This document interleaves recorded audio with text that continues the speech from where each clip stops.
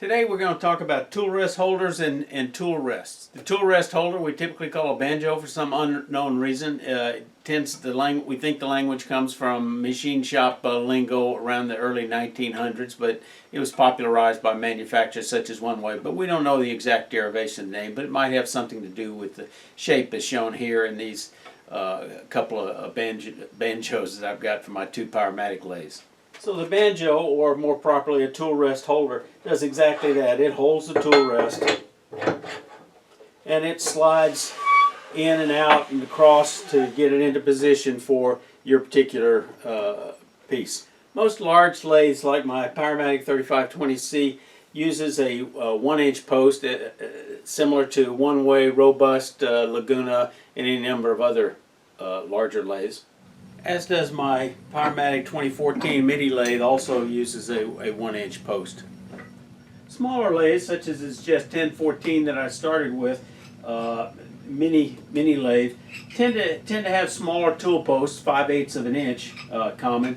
There are some that have 3/4 inch posts, so you got to measure if you're buying another replacement tool rest. But I would say in recent years there's been a trend for the smaller lathes to move up to 1-inch posts, and you can see that, for example, on the small Laguna lathe that I used to have, as well as the newer Rikon MIDI lathes. Jet tends to, for whatever reason, is stuck with an older design and haven't upgraded their lathes to a larger tool rest yet. Mini banjos use a screw ratchet that basically goes in and pushes into the side of the post, such as for my Jet Mini, older Rikons, most mini lathes, and a lot of other lathes, including my older Powermatic, which I upgraded to the C model. And I didn't like that. It just doesn't hold as well, although for smaller lathes it might be adequate. Larger lathes, the pinch block system that the better lathes, Robust, One Way, the new Powermatic, is just a much more secure hold. As you turn this, it pinches these blocks and grabs that 1-inch post very, very firmly. And my Powermatic 2014 MIDI lathe uses exactly the same pinch block system as my larger 3520C model. I really like this banjo. If you have some 5/8 inch tool rests, you can buy an adapter that allow you to use it on a 1-inch tool rest holder. I was not happy with the clamping action of my older Powermatic that I upgraded with this. An alternative to upgrading your whole lathe is you can upgrade just your banjo. One Way, for example, One Way Manufacturing makes a number of different banjos to fit most any lathe with the higher quality clamping action. If you're not sure which model to get, call One Way customer service, and they'll let you know exactly which of their banjos is the best fit for the lathe you're upgrading for. Tool rests aren't the sexiest accessories we've got in wood turning, but we buy them because we have a need for them. Generally, lathes come with an appropriate size tool rest for the capacity of that lathe, but it could very well be for a smaller lathe we may need a bigger tool rest. For a larger lathe, we might need a smaller tool rest. So I want to show you some of the different kind of tool rest options that you've got. Generally, we're buying or making one to solve a problem. Sometimes you buy one when somebody convinces you it solves a problem that you don't have. Now that we've got the tool holder discussion dispensed with, let's get on to the important part of this, and that's the actual tool rests themselves. I want to start with basic construction. They're basically made from two different construction techniques.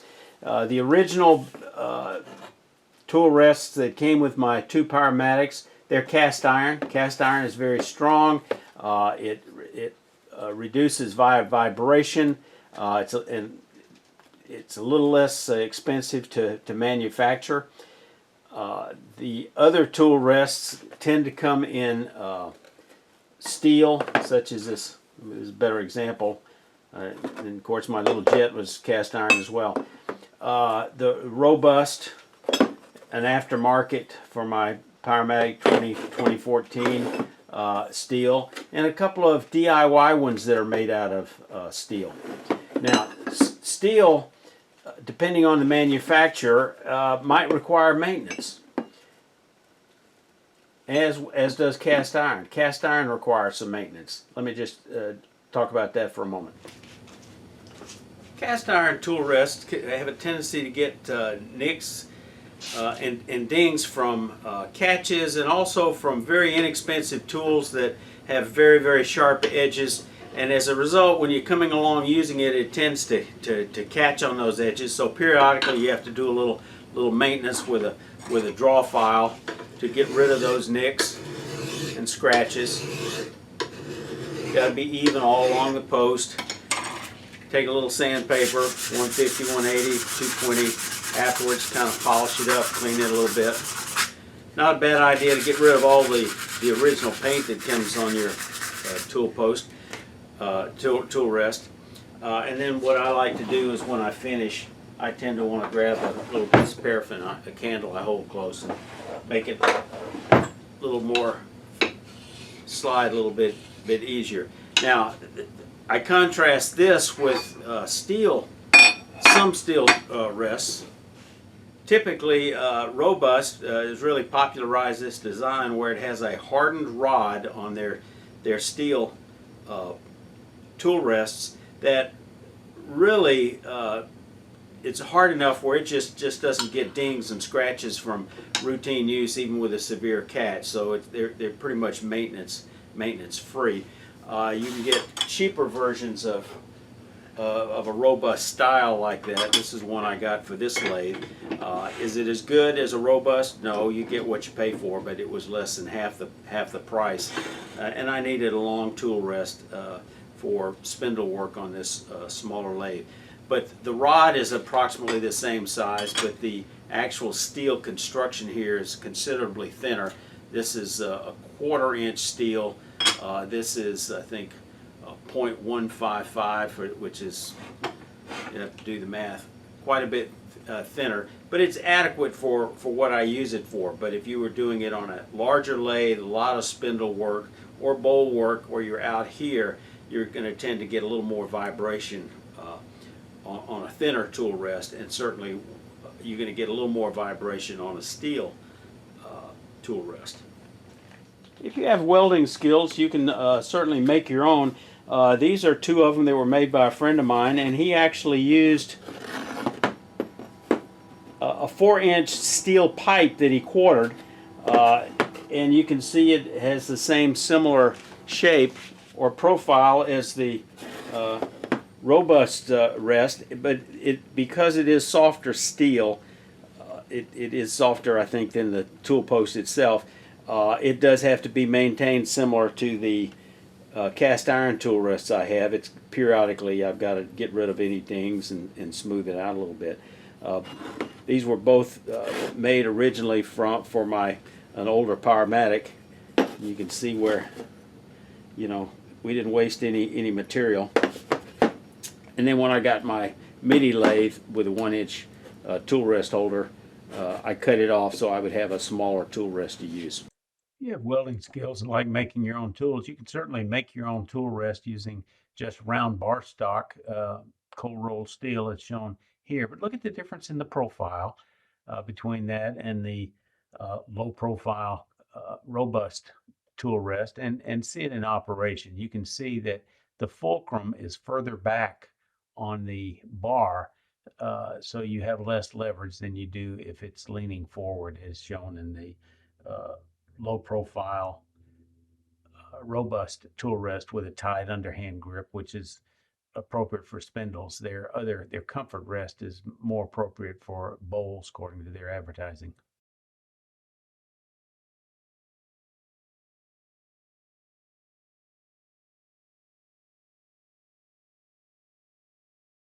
If you do make your own, I would certainly avoid a weak joint as shown in this aftermarket bowl rest. Very weak joint there.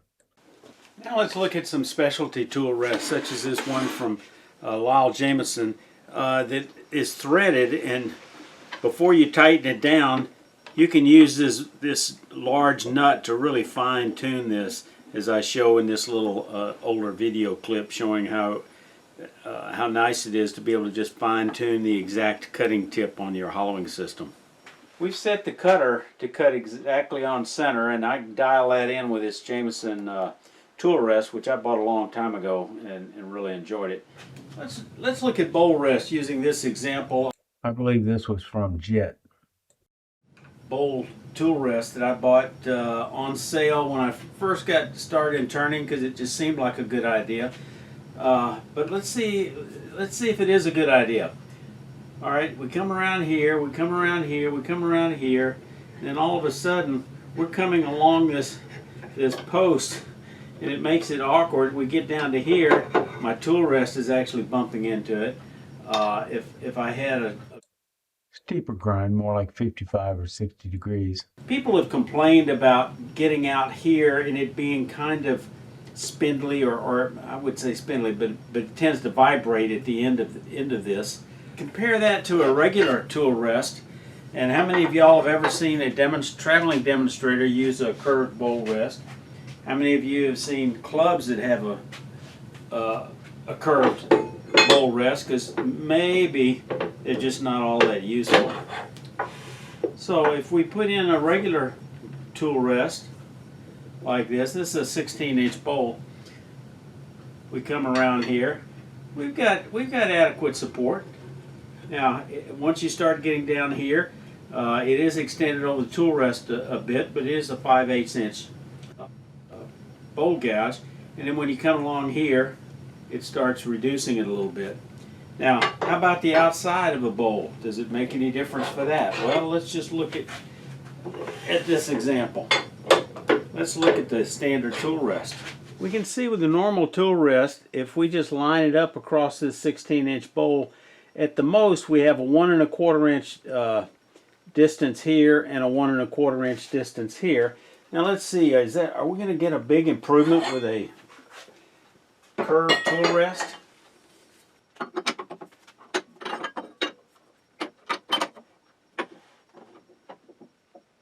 Okay, that's close. It looks like in the middle we've reduced it to a little bit less than 3/4 of an inch, and here on the end it's only, you know, maybe a 1/2 inch, but maybe a 1/4 inch there.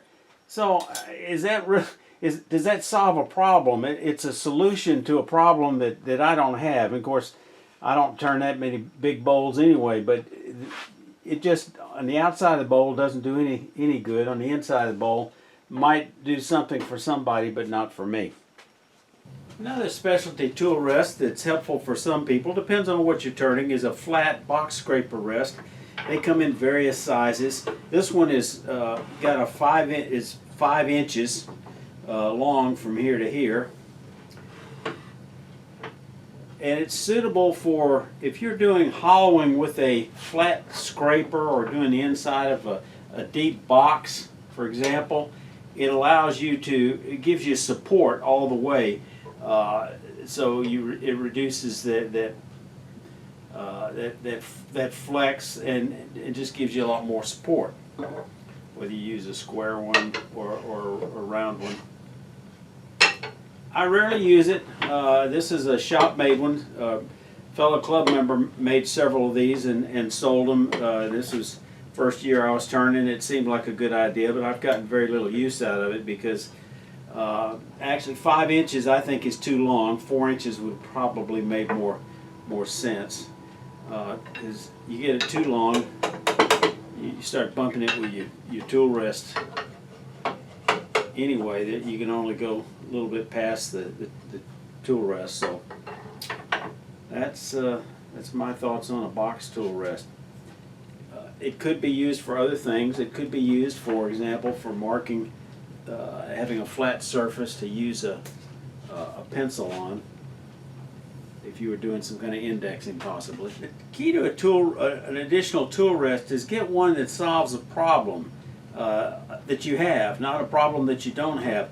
I use these short tool rests all the time, and for my big lathe I have two versions. I have one I've had for many years. It was shop made, 6 inches, and then I've got this very nice robust one which is 4 inches, and I use them kind of interchangeably, or I use one half the time and the other one half the time for all the little small projects.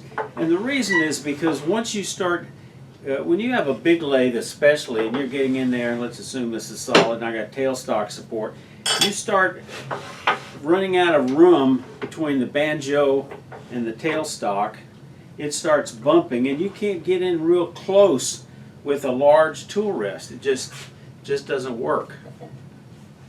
When you've got a small project and you're bringing up tailstock support especially, you can see the problems you've got with a large tool rest, that you just can't get in close enough to the project. Now this I can get in close, but what if that was something much, much smaller? I think you can see how awkward it would be trying to turn a finial with this large tool rest. I think you can see here that if we're turning something small, let's say we're roughing this to a cylinder, putting a tenon on it. Okay, you put it in your drive center, and I'm already out to 3 inches, and I've got over another inch to go. And this is going to be bumping into the tailstock. It's already bumping into the headstock. It just won't work. You got to have something smaller. Something that'll fit in between here.